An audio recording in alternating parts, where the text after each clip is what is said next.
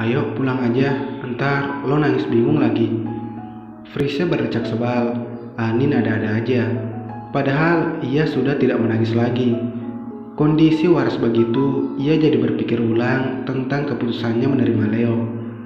Astaga, ada kakaknya si Ratu. Bisikan itu lantas membuat langkah Frisya terhenti. Dalam jarak yang tidak terlalu dekat, ia melihat perempuan itu bersandar di depan mobil sambil memainkan ponsel. Fris, lo tahu kalau cewek ngelabrak cewek? Maksudnya? Tanya Frisya tidak mengerti. Kenapa Venita memilih hadapin lo daripada si Sina? Kebanyakan drama lo nih. Dia kesini jemput adiknya kali, bukan mau ketemu gue. Taruhan, kita lewat, lo pasti dicegat. Karena apa lo tahu? Frisya menggeleng. Karena dari pihak lakinya gak ngerespon dia lagi. Biasanya perempuan macam dia jadi nyerang ceweknya. Lo tahu kan maksud gue? Leo mungkin gak ngubris dia lagi, makanya dia bisa kal dan sekarang mau ngelabrak lo. Gak mungkin, lihat penampilannya anggun gitu, mana berani labrak-labrak. Labrak pakai mulut, Fris. Sindiran kecil yang nancep banget di hati. Lo harus kuatin mental. Dia kayaknya tipe ambisius, rada gila, makanya gak punya malu. Astaga, kalau beneran Pak Leo nolak dia dan dia jadi nyerang lo, parah banget sih. Pak Leo salah pilih mantan. Prisya jadi was-was saat kembali berjalan. Bukan apa-apa. Kini Venita benar-benar mengangkat pandangan dan seketika tatap mereka bertemu. Sepertinya dugaan Anin benar, karena Venita langsung menghampirinya, lengkap dengan senyum anggun yang membuat sekelilingnya takjub. Sumpah, Venita memang sangat cantik dan berwibawa. Frisya selalu merasa tidak ada apa-apanya dibanding dia. Cara berpakaian serta cara jalannya sangat berkelas. Beda dengan Frisya yang hanya pakai celana dengan blus dan sneaker simpel. Bisa bicara sebentar? Tuh, suaranya juga terdengar tidak bisa dibantah. 5 menit, tambah Venita melihat Frisya masih diam. Di samping mobil itu aja. Frisya jadi kepo apa yang ingin diucapkan seorang Venita padanya. Akhirnya ia mengangguk. Ia menyuruh Anin pulang lebih dulu. Duduk bersebelahan di sebuah bangku depan kampus membuat Frisya melihat Venita dari samping. Sayangnya penilaiannya di awal salah saat kedua mata Venita menelitinya dari atas sampai bawah, lengkap dengan senyum sinis. Sial, sepertinya Anin benar. Venita akan mengeluarkan kata-kata pedas setelah ini. Apa kamu gak merasa cuma jadi pelampiasan Leo? Tanya Venita sambil melepas kacamata. Postur tubuh kamu hampir mirip sama aku, kecuali pakaian ya. Selera kamu masih udik banget. Enak aja disama-samain. Walau Frisya merasa dirinya tidak lebih cantik dari Venita, setidaknya ia masih punya sopan santun, tidak mengatai udik. Penampilannya terhadap Venita di awal langsung terjun bebas ke angka minus. Dia cuma nyari Venita versi muda aja, dan kamu pilihan yang tepat karena ya kamu mirip sama aku. Mirip dari mananya? Tubuhnya Frisya tidak sekurus Venita. Tinggi badan juga masih kalah sama Venita. Wajahnya juga beda jauh. Venita punya bentuk wajah teringal dengan dagu yang meruncing. Alisnya tidak terlalu tebal, tapi mata dan hidungnya kombinasi yang sempurna.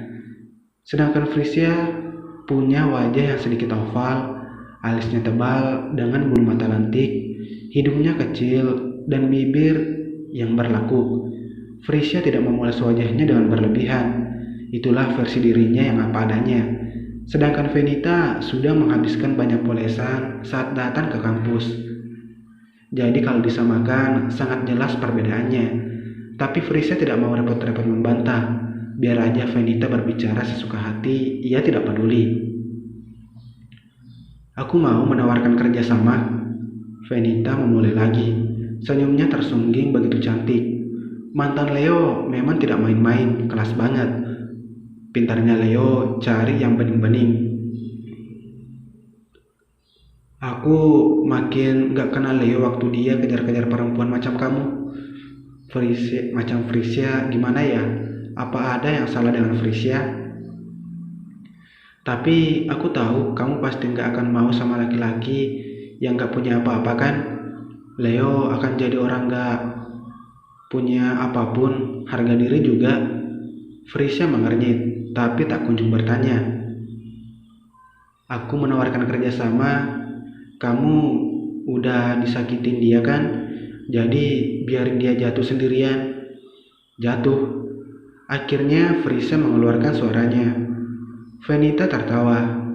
Yah, dia akan bangkrut setelah ini. Aku tahu dia nggak masalah dengan nominal ganti rugi. Yang dia permasalahkan sekarang pasti harga dirinya.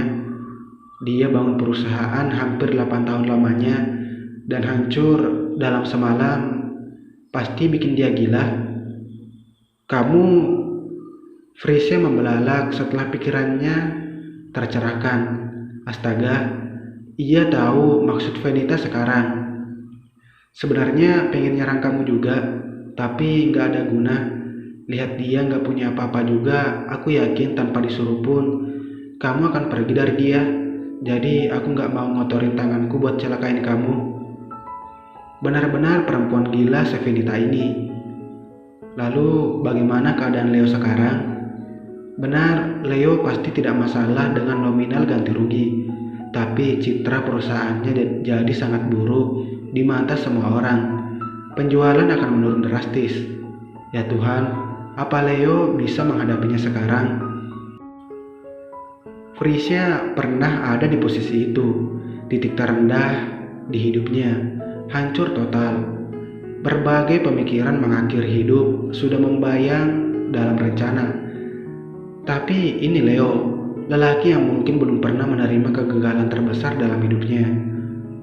Fris, ikut saya. Sebuah suara tiba-tiba terdengar. Frisia yang pucat pasi segera mendongak. Ia cukup terkejut melihat Aldri di sana. Oh, disuruh Leo ya? Venita tertawa lagi. Dia benar-benar lelaki lemah ya, gak bisa jemput pujaan hatinya sendiri, sindirnya. Diam Ven, bentak Aldri tanpa peduli sekitar. Ia memberi tatapan ke Frisia agar mengikutinya. Mungkin belum terlalu sadar, hingga Frisia nurut saja dan kini sudah masuk ke mobil Aldri. Lain kali jangan mau diajak ngomong sama nenek sihir itu, ujar Aldri saat mobil sudah berjalan. Frisia seperti tersadar. Ia menoleh ke kanan dan menatap Aldri dengan tatap sendu. Pak Aldri, apa benar airbed itu? Ia tidak sanggup melanjutkan. Enggak separah itu kok. Aldri tersenyum menenangkan. Mungkin karena ini masalah pertama yang paling besar selama airbed berdiri, jadi kami cuma syok. Tapi semuanya akan kembali normal, kamu tenang aja. Tapi Pak, kalau kamu tenang, Leo pasti juga bisa mengatasi semuanya. Anak itu, Aldri menghela napas pelan. Perusahaan lagi ada masalah, bukannya nyari solusi, malah orang pertama yang dia hubungi itu kamu. Katanya takut kamu kenapa-kenapa. Sekarang saya ngerti setelah lihat kamu diajak ngomong sama Venita, pantas dia setakut itu. Apa? Jadi tadi panggilan beruntun dari Leo yang ia abaikan adalah bentuk kekhawatiran lelaki itu, padahal ia baik-baik aja. Tapi saya udah bilang kalau kamu baik-baik aja, jadi dia pasti bisa selesaikan permasalahan ini. Saya yakin, kamu tenang aja ya, percaya sama dia. Dia gak pernah mengecewakan kalau dikasih kepercayaan. Apa itu berlaku dengan sebuah kesepakatan yang mungkin akan Frisia beri? Apa Leo bisa memegang kepercayaannya? Benar ini rumah kamu? Frisia tersadar. Ia menoleh ke kanan dan melihat sebuah rumah. Ia tidak berniat menolak pulang, bahkan setengah sadar saat menyebutkan alamat rumahnya tadi. Stay di dalam rumah aja ya Fris, jaga-jaga aja. biar Leo nggak khawatir. Pesan Aldri sebelum mobil melaju meninggalkan pelataran rumah. Frisia akan menurut kali ini. Kepalanya masih pusing memikirkan apa yang sebenarnya sudah Venita lakukan pada airbed hingga Aldri menjemputnya seperti tadi. Separah apa? Masuk ke dalam rumah, Frisia mendapati kalau ternyata kakaknya juga baru pulang. Masih dengan pakaian kerja, duduk di sofa ruang tengah. Tumben pulang cepat, Bay. Lamat-lamat dari arah belakang, Frisia mendengar itu. Iya, tadi meeting di kantor Surya, langsung balik. Surya dapat panggilan dadakan di Airbed Ros. Katanya website Airbed diretas dan akhirnya panggil tim IT profesional. Frisia mendadak diam. Astaga, apa ini? Kok bisa sampai gitu? Ren mengendikan bahu. Gak mungkin sebar security-nya kurang. Pasti emang kesalahan dari orang dalam. Katanya semua transaksi masuk ke sumber dana lain, tapi gak ada riwayat penggantian atau penarikan dana. Aneh. Frisia kembali membegu. Mendadak ia takut Leo tidak bisa menghadapi kehancuran ini sekarang. Bagaimana keadaan Leo sekarang?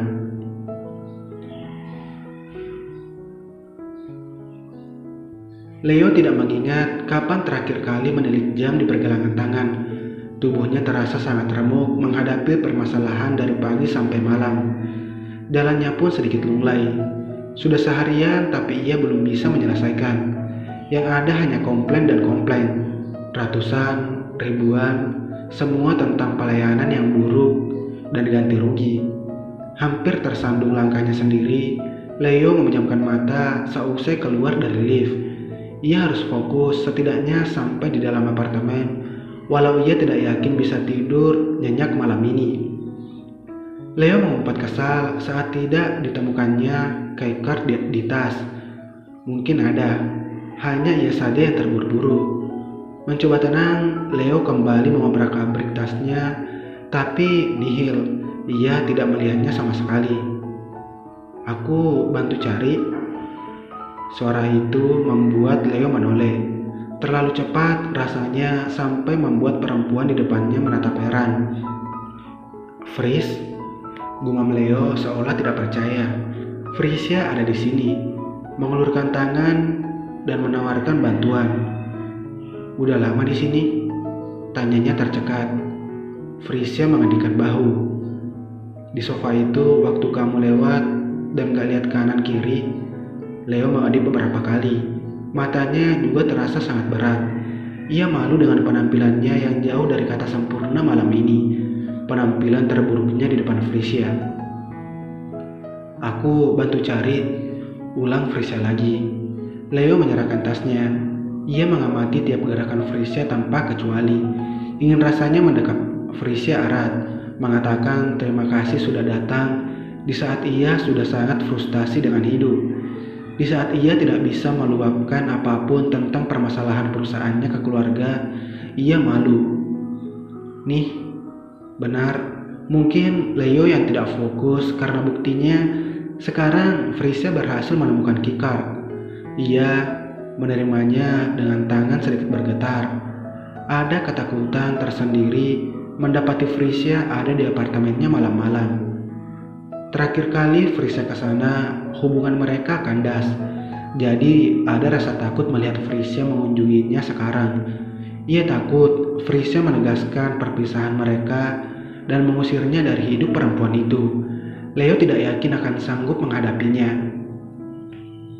Leo tidak apa kehilangan banyak nominal uang untuk ganti rugi, tapi tidak dalam hal Frisia. Ia benar-benar tidak mau kehilangan perempuan itu. Double security ya, gumam Frisia lalu tertawa mendapati pintu itu juga menggunakan kode setelah menggesekkan keycard. Anniversary day. Frisia mengernyit. Hei, tidak mungkin lelaki seperti Leo menggunakan kode tidak penting begitu kan?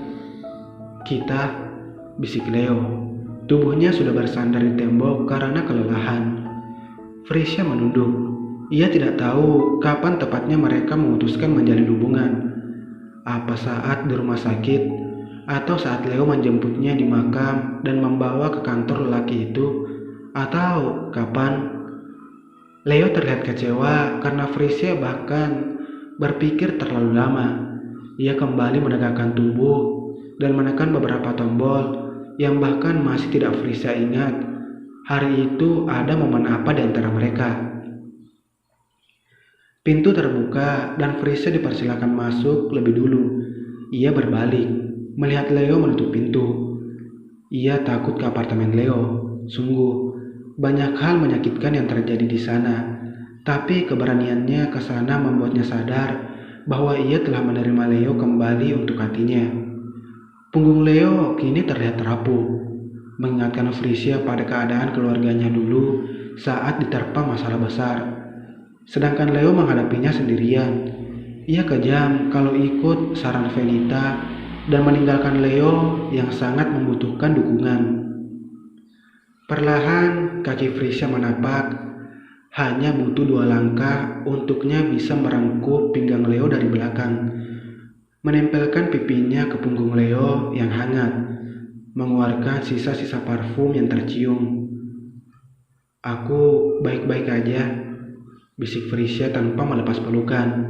Ia berharap pangkuan itu bisa membuat beban Leo lebih ringan. Berharap keberadaannya di sana membuat Leo tidak merasa sendirian. Leo mengusap tangan yang melingkar di perutnya. Ada rasa haru menyeruak begitu hebat. Perempuan ini sudah begitu ia sakiti. Kenapa justru datang di saat ia hancur? Bukankah seharusnya melihat dari jauh dan menertawakan kejatuhannya? Ya Tuhan, betapa Leo sangat mencintai perempuan ini. Maka Leo melepas peluk, berbalik agar bisa melihat Frisia. Sangat sempurna. Frisia baginya cantik fisik dan hati, perpaduan yang sudah jarang bisa ditemukan akhir-akhir ini. Leo tahu keadaannya berantakan. Melihat cermin pun pasti ia akan menertawakan diri sendiri. Bahkan matanya mungkin sudah memerah dengan kantung mata tebal, juga rambut yang sangat berantakan. Belum lagi kemejanya kusut dan tidak lagi pantas dipakai. Tapi Frisia memakluminya, hal yang membuat Leo makin tersentuh, matanya memanas.